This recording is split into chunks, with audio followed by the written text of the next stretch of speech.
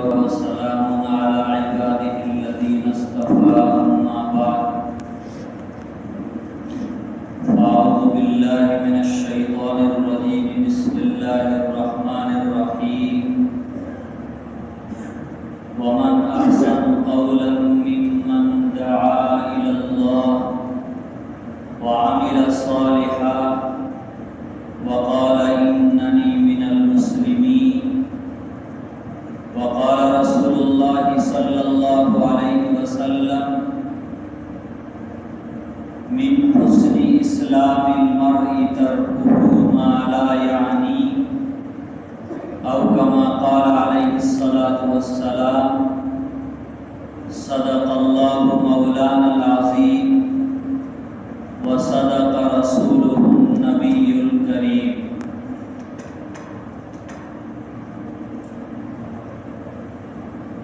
بزرگوں، دینی بھائیوں،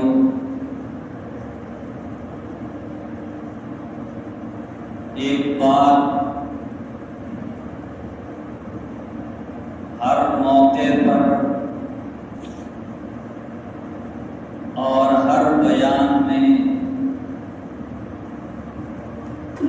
ہم لوگوں کو سننے کو ملتی ہے کہ اللہ تبارک و تعالی نے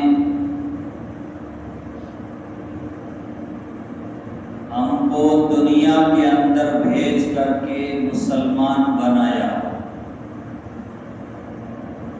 اللہ نے دنیا میں جتنے مذاہب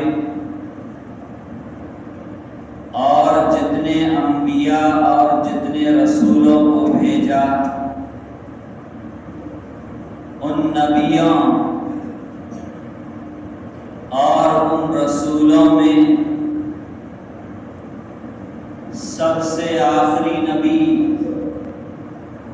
حضرت محمد مصطفیٰ صلی اللہ علیہ وسلم ہے.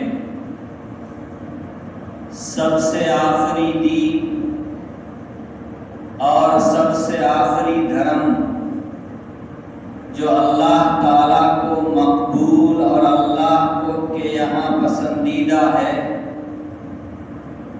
وہ مذہب اسلام ہے. مذہب اسلام کے اندر انسان کو صرف عبادات کا پابند نہیں بنایا گیا کہ نماز پڑھ لو، روزے رکھ لو، زکوٰۃ ادا کر لو اور اس کے بعد جیسے چاہو اپنی زندگی گزارتے رہو. مسجد سے باہر جانے کے بعد من مانی زندگی گزارتے رہو. اسلام نے اس کی بالکل بھی اجازت نہیں دی ہے. اسلام نے ایک بات اکثر کہا کرتا ہوں، بچے کے ماں کے پیٹ میں آنے سے لے کر کے زمین کے پیٹ میں جانے تک قدم قدم پر انسان کو احکام کا پابند بنایا ہے.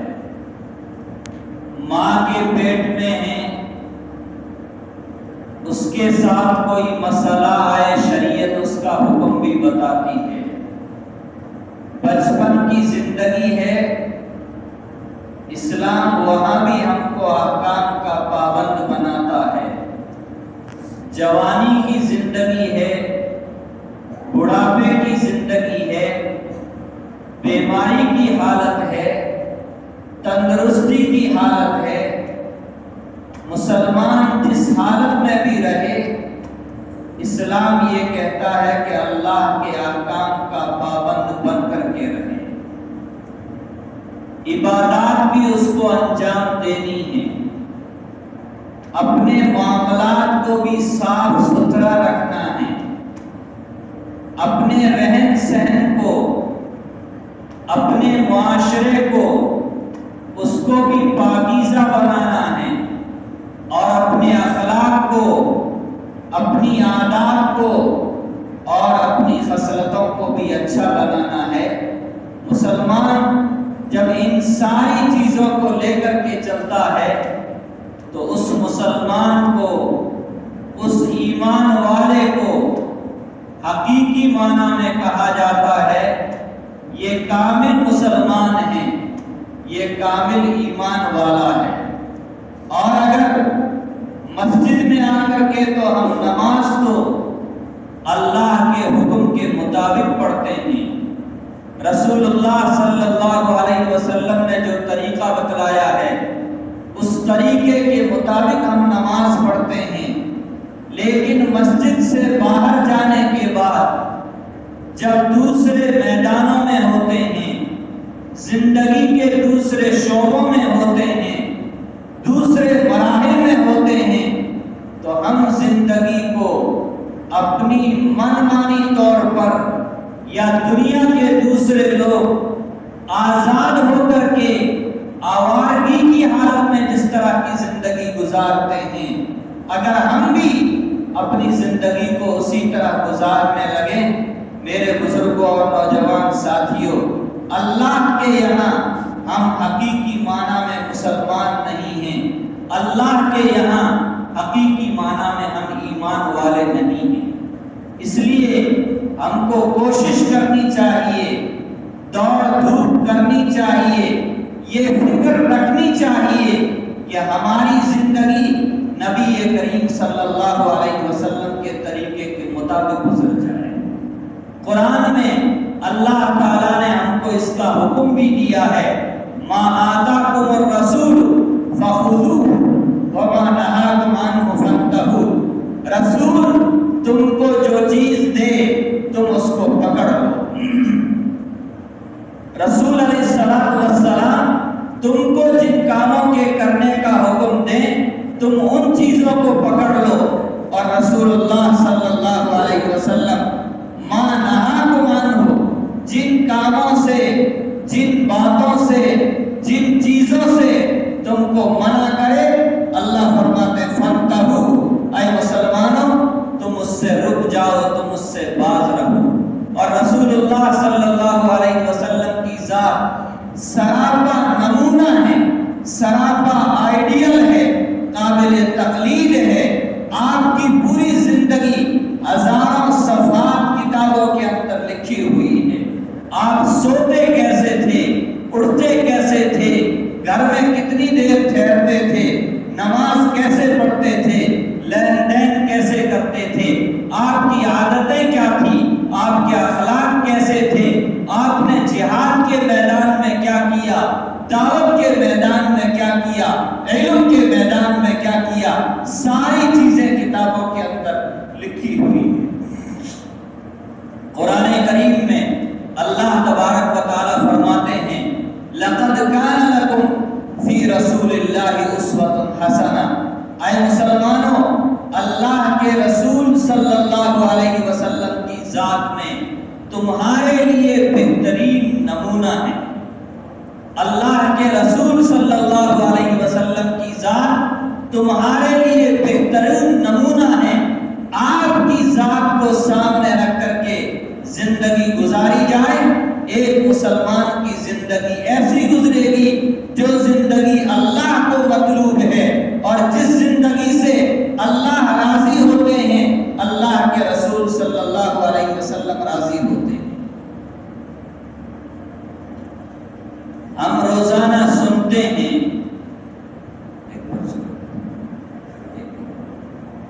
ہم روزانہ سنتے ہیں، ہم کو بتایا بھی جاتا ہے فلاں موقع پر ہم کو یہ کام کرنا ہے، فلاں موقع پر ہم کو یہ کام کرنا ہے۔ یہ ساری چیزیں، ساری باتیں آج ہمارے علم میں، لیکن ہم خاندانی لوگ ہیں، ہم قبائلی لوگ ہیں، ہم اکیلے ہو کر کے زندگی نہیں گزار سکتے، ہم سماجی طور پر زندگی گزارنے والے ہیں۔ اس لیے علماء سماج کے ذمہ داران سب مل کر کے ہر موقع پر شریعت اور سنت سے جو قریب سے قریب طریقہ ہو اور جس کو ہم نبھا سکتے ہوں، جس کو ہم لے کر کے چل سکتے ہوں، ایسا طریقہ ہمیں طے کر کے اپنے سماج کے اندر اس کو عام کرنے کی کوشش کرنی چاہیے۔ پچھلے کئی سالوں سے اصلاح معاشرہ کے عنوان سے علماء کرام جگہ جگہ بیانات کرتے آ رہے ہیں۔ جمعے میں، جماعتوں میں، شادی کے موقع پر، غمی کے موقع پر، اجتماعات کے موقع پر، ہر موقع پر ہم کو یہ بتایا جاتا ہے کہ ہم کو اپنی خوشی کے موقع پر اس طرح یہ کام انجام دینا ہے، غمی کے موقع پر ہم کو اس طرح یہ کام انجام دینا ہے۔ الحمدللہ ان بیانات کا اچھا اثر یہ ہے کہ لوگوں کو، مسلمانوں کو ساری چیزیں معلوم ہیں اور ان کے دل و دماغ کے اندر بیٹھی ہوئی ہیں، لیکن مشکل یہ ہے پہل کون کرے۔ ایک سماجی طور طریقہ پہلے سے چلا آ رہا ہے، ایک برادری کا طور طریقہ پہلے سے چلا آ رہا ہے۔ کون مرد مجاہد کھڑا ہو اور کھڑا ہو کر کے اس سماجی طریقے کی مخالفت کرے اور سنت اور شریعت کا جو طریقہ ہے اس کو رائج کرنے کی اور اس کو عمل میں لانے کی کوشش کرے۔ اللہ کا شکر ہے، بہت سے لوگوں نے لوگوں کے لعن طعن کی، اپنے ناک کے کٹنے کی پرواہ نہ کرتے ہوئے اپنے اپنے گھروں کے اندر سنت اور شریعت کے مطابق کافی حد تک ان کاموں کو کرنا شروع کر دیا۔ ضرورت تھی اجتماعی طور پر سارے لوگ مل کر کے اس کام کو انجام دینے کی کوشش کرتے۔ ہم جس سماج میں، جن برادریوں میں رہتے ہیں، ان برادریوں کے بہت سے علاقوں میں الحمدللہ بہت پہلے سے رائے مشورے کے ساتھ، اجتماعیت کے ساتھ غمی اور خوشی کے موقع کی جو چیزیں ہیں یا عام حالات کی جو خرابیاں ہیں ان کو ختم کرنے کی اور سنت سے جو قریب راستہ ہے اس راستے کو اختیار کرنے کی ان جگہوں کے اندر کوشش کی گئی۔ خوب لعن طعن بھی ہوا، لوگوں نے فقطیاں بھی کسی، ان کا مذاق بھی اڑایا، لیکن وقت کے گزرنے کے ساتھ ساتھ سب کو پتہ چل رہا ہے کہ حقیقت میں فائدہ انہی چیزوں میں ہے۔ میں مبارکباد دیتا ہوں آؤ اور حاجی ساگر کے لوگوں نے، جنہوں نے ایک فکر لی، ایک کوشش کی اور اس کوشش کے نتیجے میں اس مہینے کی 25 تاریخ کو پورے گواڑ کے لوگوں نے، پورے حلقے کے لوگوں نے بیٹھ کر کے جو غیر اسلامی طریقے تھے، خلاف سنت جو طریقے تھے، ان طریقوں کو سنت کے مطابق لانے اور اسلام کے مطابق لانے کی کوشش کی ہے اور ان پر عمل کرنے کا بھی ارادہ کیا ہے۔ یہاں الحمدللہ اس مسجد کے اندر جمعے میں کئی گواڑ کے لوگ جمع ہوتے ہیں۔ ہم ان سب سے درخواست کرتے ہیں، ہم اپنے اپنے گاؤں، اپنی اپنی برادریوں کے اندر جو یہ برائیاں پھیل رہی ہے، ان برائیوں کے اوپر بند لگانے کی کوشش کریں، ورنہ آئندہ آنے والے زمانے کے اندر ہماری اولاد کی حالتیں، آنے والی نسلوں کی حالتیں بہت بری ہو جائیں گی۔ پہلے زمانے میں کیا ہوتا تھا، آج بھی کیا ہو رہا ہے اور آئندہ اس سے بھی بدتر حالات اور اس سے بھی بڑے نتائج ہمارے سامنے آنے چاہیے۔ اس سے پہلے ہمیں کوشش کر کے ان چیزوں کے اوپر روک لگانے کی بہت زیادہ کوشش کرنی چاہیے۔ حضرت نبی کریم صلی اللہ علیہ وسلم نے ایک حدیث مبارکہ کے اندر بیان فرمایا، آپ بھی سنیں گے کتنی بڑی فضیلت کی چیز ہے، آخرت میں اس کے اوپر کتنا بڑا ثواب ہے۔ حضرت نبی کریم صلی اللہ علیہ وسلم فرماتے ہیں، من احیا سنتی عند فساد امتی، جس نے میرے ایک سنت طریقے کو زندہ کیا۔ کیا کیا؟ جس مسلمان نے میرے ایک سنت طریقے کو زندہ کیا۔ کب زندہ کیا؟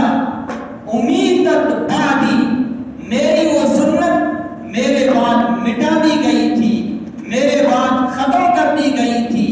عند فساد امتی، میری امت کی یہ حالت تھی، امت میں ہر طرف بگاڑ ہی بگاڑ تھا، فساد ہی فساد تھا۔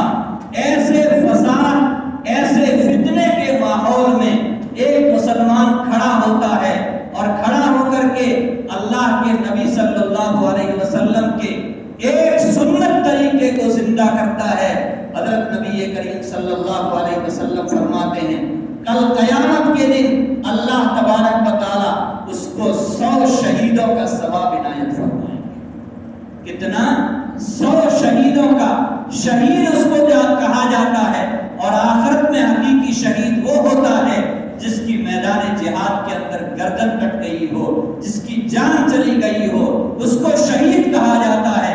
وہ تو ایک مرتبہ شہید ہو گیا، لیکن امت کے بگاڑ کے وقت میں جو مرد مجاہد، جو مسلمان کھڑا ہو کر کے سنت طریقے کے اوپر عمل کرے گا، ہر طرف سے اس کی طرف، ہر طرف سے لوگ اس کی طرف انگلیاں اٹھائیں گے، ہمارے باپ دادا ایسے کرتے تھے، اس نے آ کر کے اس طریقے کو مٹا دیا، ہمارے پروج ایسے کرتے تھے، اس نے آ کر کے ہمارے سماج میں نیا طریقہ ایجاد کر دیا۔ یہ کون سا اسلام ہے؟ یہ کون سی سنت ہے جس نے ہمارے باپ دادا کے طریقے کو ختم کر دیا؟ ہر روز صبح بھی اس کو یہ گالیاں سننی پڑے گی، شام کو بھی یہ گالیاں سننی پڑے گی۔ جس مجلس میں بیٹھے گا لوگ یہ کہیں گے اس نے ہمارے آباء و اجداد کی ناک کٹوا دی۔ ہر روز اس کا دل ٹوٹے گا۔ نبی کریم صلی اللہ علیہ وسلم نے فرمایا، لیکن جس مسلمان نے ہمت کر کے سنت طریقے کو زندہ کر دیا، کل قیامت کے دن اللہ کے یہاں اس کو 100 شہیدوں کا ثواب ملے گا۔ اس لیے میرے بزرگوں، نوجوان ساتھیوں، خاص طور سے میں اپنے سماج کے ہر گواڑ کے بزرگوں سے، ذمہ داروں سے کہوں گا، اللہ کے یہاں ان معاملات میں، ان چیزوں میں آپ کی اور علماء کی سب سے زیادہ پکڑ ہوگی، ذمہ داروں کی اور علماء کی کل قیامت کے دن اللہ کے یہاں سب سے زیادہ پکڑ ہوگی۔ ویسے ہر آدمی اپنی جگہ ذمہ دار ہے۔ حدیث سنائی تھی، الا کلکم راعٍ وکلکم مسئول عن رعیتہ۔ نبی علیہ الصلوۃ والسلام فرماتے ہیں، اے لوگوں اچھی طرح سنو، الا اچھی طرح سنو، کلکم راعٍ، تم میں سے ہر آدمی اپنی جگہ ذمہ دار ہے۔ روزانہ تقریر بیان کے اندر یہ بات آتی ہے، گھر کا بڑا، گھر کا مکھیا اپنی جگہ ذمہ دار ہے، برادری کا بڑا، پریوار کا بڑا، گاؤں کا بڑا، ہر آدمی اپنی اپنی جگہ ذمہ دار ہے۔ نبی علیہ الصلوۃ والسلام فرماتے ہیں، اللہ نے جس کو ذمہ دار بنا کر کے عزت دی ہے، اللہ نے جس کو سینے میں علم کی دولت دی ہے، اس کی ذمہ داری بہت بڑی ہے، اس کا وقار بڑا ہے، اس کی عظمت بڑی ہے، اس کی عزت بڑی ہے۔ صرف دنیا حاصل کرنے کے لیے عظمت اور یہ عزت نہیں ہے، اس ذمہ داری کے مطابق اگر تم نے دنیا کے اندر رہتے ہوئے کام نہیں کیا، کل قیامت کے دن تم سے اپنی ذمہ داری کے بارے میں بھی سوال کیا جائے گا۔ اس لیے میرے بزرگوں اور دوستوں، حاجی ساگر کے لوگ اور اس پورے علاقے کے لوگ الحمدللہ قابل مبارکباد ہیں، جنہوں نے بیٹھ کر کے 5-6 چیزوں کی رائے لینے کے لیے بیٹھے تھے، لیکن ہم نے لسٹ لمبی کر دی تو کہا جو لکھا ہے وہ پڑھ کر کے سنا دو، انشاءاللہ اگر ہم اس کے اوپر عمل کر سکتے ہیں تو ضرور ان کے اوپر عمل کرنے کی کوشش کریں گے۔